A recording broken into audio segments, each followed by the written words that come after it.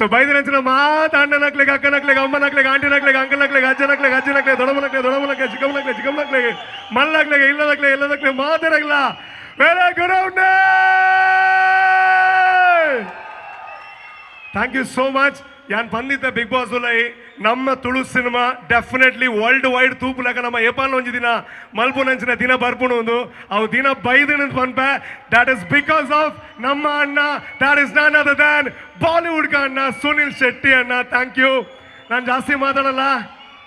ಈ ದಿನ ನನಗೆ ನಾನೇನು ಪ್ರಿಪೇರ್ ಆಗಿಲ್ಲ ನನಗೇನು ಮಾತಾಡಬೇಕು ಅಂತ ಗೊತ್ತೂ ಇಲ್ಲ ಏನಕ್ಕೆ ಅಂತಂದರೆ ಇದು ಕನ್ಸ ನನ್ಸ ಅಂತ ನನಗೆ ಗೊತ್ತಿಲ್ಲ ಫಸ್ಟ್ ಆಫ್ ಆಲ್ ಅನುಶ್ರೀ